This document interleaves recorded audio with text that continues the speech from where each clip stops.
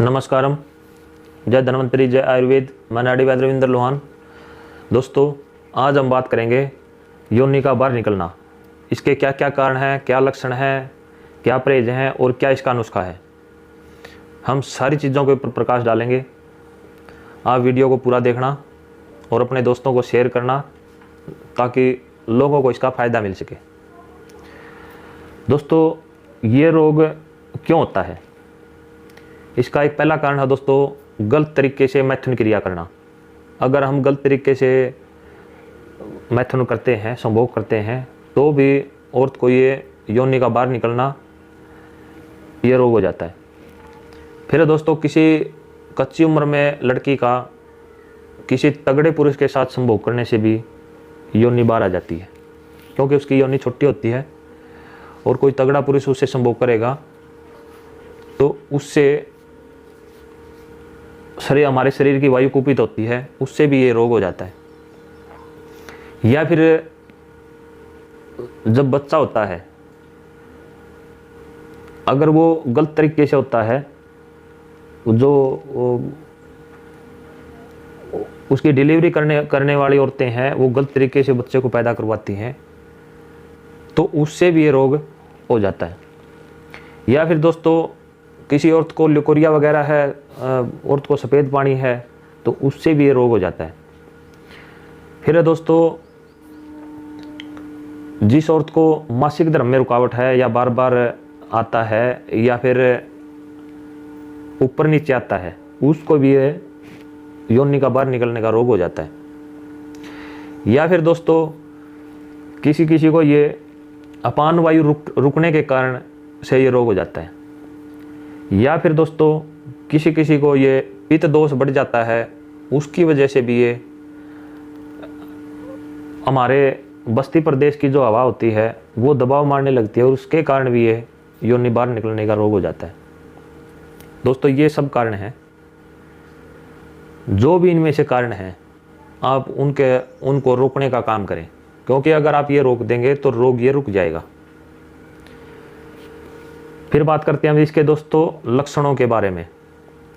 इसमें दोस्तों पेडू व कमर में दर्द होता है, उसके पेट में गैस बनती है, पेशाब करने में उसको दर्द होता है, उसका पित्त दोष बढ़ जाता है, शरीर गरम हो जाता है, उसको कई बार ऐसे लगता है जैसे कि उसको बुखार हो गया हो, उसको श्वेत प्रदर का रोग होता है, उसको मासिक धर्म में कष्ट होता है, या फिर वो बिल्कुल बंद हो जाता है। तो दोस्तों, इस रोग में ये लक्षण मिलते हैं। तो ये लक्षण देख के आप इस रोग को पहचान सकते हैं कि भाई मतलब योनि बाहर करने का ये रोग है। तो इसके अंदर दोस्तों अब हम बात करते हैं नुस्खे के बारे में। हमें क्या लिया जाए जिसके हमें पूर्ण स्वास्थ्य लाभ हो। एक चंदनादि चूर्ण आता है दोस्तों, पंसारी की दुकान से मिलता है, वो ले आए। और एक आती त्रिवंग बसम, आप उसको भी, त्रिवंग बसम को भी ले आए। और फिर आता दोस्तों अशोकारिष्ट। अशोकारिष्ट भी पंसारी की दुकान से मिलती है। और फिर है दोस्तों पुष्यानुग चूर्ण, ये भी पंसारी की दुकान से मिल जाता है। और फिर है दोस्तों आंवला रस, ये भी पंसारी की दुकान से मिल जाता है। ये सारी चीज़ें ले आएँ। उसमें से आप कैसे प्रयोग करेंगे? चंदनादि चूर्ण को आप 2-2 ग्राम ले लें। त्रिवंग बसम को आप 1-1 रत्ती ले लें सुबह शाम, और इसको आपने खाली पेट लेना है। त्रिवंग बसम जैसे 1 ग्राम और चंदनादि चूर्ण 2 ग्राम, इन दोनों को मिला करके आपने सुबह खाली पेट लेना है दूध के साथ। दूध के अंदर आप मिश्री मिला ले तो बहुत अच्छा हो जाता है। फिर आपने 1 घंटा तक कुछ भी नहीं खाना है। 1 घंटा तक ना खाने के बाद फिर आपने 1 घंटा के बाद आपने फिर खाना खाना है।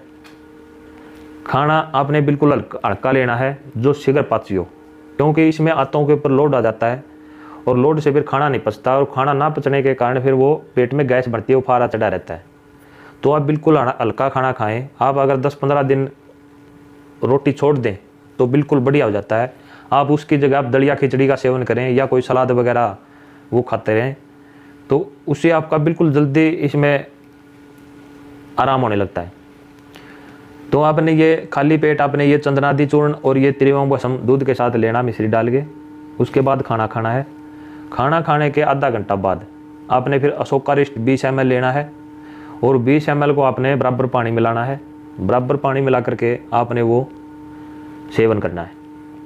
उससे फिर आधा पौना घंटा या 1 घंटा बाद आपने पुष्यानुग चूर्ण लेना है और पुष्यानुग चूर्ण आपने 2 ग्राम लेना है।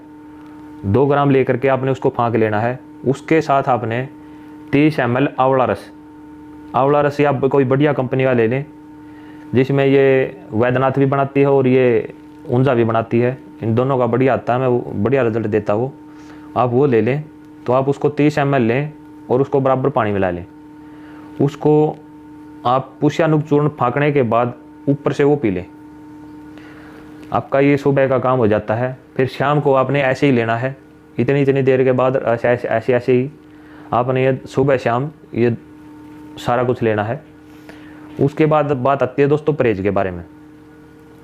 परहेज में दोस्तों आपने चाय बिल्कुल बंद कर देनी है, कॉफ़ी बिल्कुल बंद कर दें आप।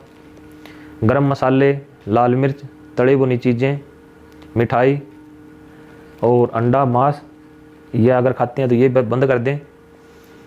और आपने रात को टाइम से सोना है और दिन में आपको बिल्कुल नहीं सोना है, क्योंकि अगर आप रात को जागोगे और दिन में सोओगे तो उससे भी ये रोग बढ़ता है। दोस्तों फिर आपने आलू नहीं खाना है, गोभी, भिंडी और अरवी, चना की दाल और बैंगन, मटर, ये चीज़ें आपने बिल्कुल भी नहीं खानी है। आप इनको बिल्कुल बंद कर दें। फिर दोस्तों आप ज़्यादा से ज़्यादा क्या चीज़ लें? आप ज़्यादा से ज़्यादा पथ्य में ले सकते हैं। आप खीरा लें, ककड़ी लें और आप केला लें और आप नारियल का पानी लें, कच्चे नारियल की गिरी लें और आप तर काकड़ी ले सकते हैं या वैसी काकड़ी आती वो भी ले सकते हैं।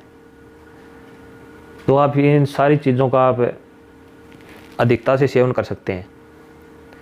और जो मैंने परहेज बताए उनको बिल्कुल त्याग दें। किसी को तो दोस्तों शरीर के ऊपर बात होती है, प्रकृति के ऊपर बात होती है। किसी की प्रकृति ऐसी होती है जिसको एक दिन में ही पहली बार में लेते ही उसको आराम लगने चालू हो जाते हैं।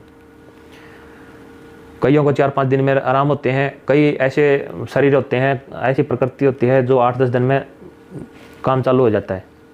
तो आप देखेंगे 15-20 दिन के अंदर आपको 25 से और 35% आपको रोग में आराम हो जाता है। आपका शरीर में हौसला हो जाता है कि हाँ मैं ठीक होने लग गया हूँ।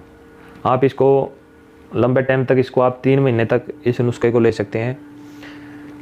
3 महीने लेने के बाद कईयों को तो 1-1.5 महीने में आराम हो जाता है, कईयों को 2.5 महीने में भी आराम होता है, कईयों को 3 महीने में भी आराम नहीं होता।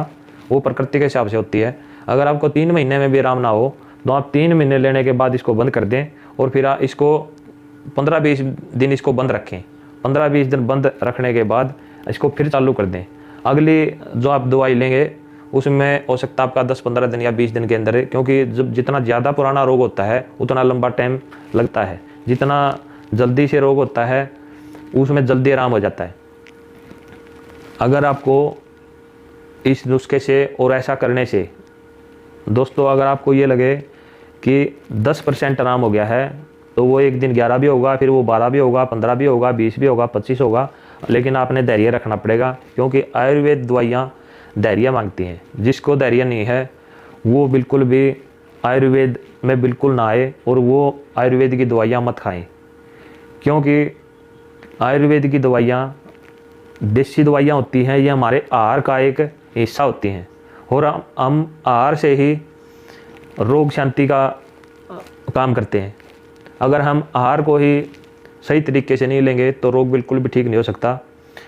आयुर्वेद में ये बात कही गई है, आप लाखों रुपए की दवाई खा लें, अगर आप परहेज ना करेंगे तो बिल्कुल भी आराम नहीं हो सकता। अगर आप केवल परहेज कर लें और आप 1 रुपये की भी दवाई ना खाएं तो भी आपको आराम हो सकता है, क्योंकि आयुर्वेद कहता है कि कारणों को बंद करें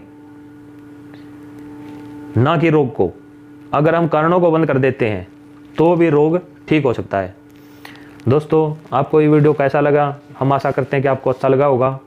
आप अपने दोस्तों को कमेंट करें, शेयर करें। इन्हीं शब्दों के साथ मैं अपनी वाणी को विराम देता हूँ। नमस्कार।